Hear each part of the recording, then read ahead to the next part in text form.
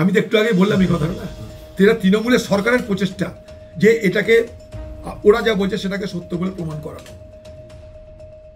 সত্য বলে প্রমাণ করাতে হবে। তাও ধরুন একটাকে ধরা হয়তো তো মানুষের চাপে, লজ্জা লাগা উচিত এদের। এরা মানুষের প্রতিনিধিত্ব করেছে কিনা জানি না, একটা দলের প্রতিনিধিত্ব করার সময় লজ্জা লাগা উচিত যে এরা কি করে এইসব বলে।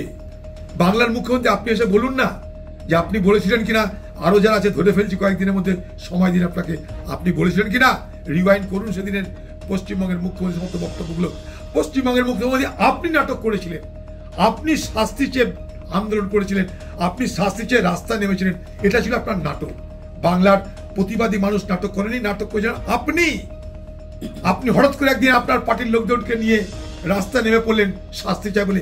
কার শাস্তি দাবি করেছিলেন বলুন? এই শাস্তিতে আপনি কি খুশি?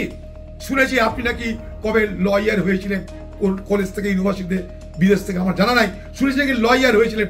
আপনার লয়ারের বুদ্ধিকার জিজ্ঞেস করছি আমি, এই ঘটনায় আপনি কি এই সাজাতে আপনি কি মনে করছেন যথেষ্ট হয়েছে? বলুন, বলুন তৃণমূলের নেতারা, আপনারা বুকে হাত দিয়ে বলুন যে এই সাজাতে যথেষ্ট হয়েছে বলে আপনারা মনে করেন। আমি মনে করি, দায়িত্ব নিয়ে বলতে পারি যে না, আপনারা সবাই আপনারা সমর্থন করছেন না।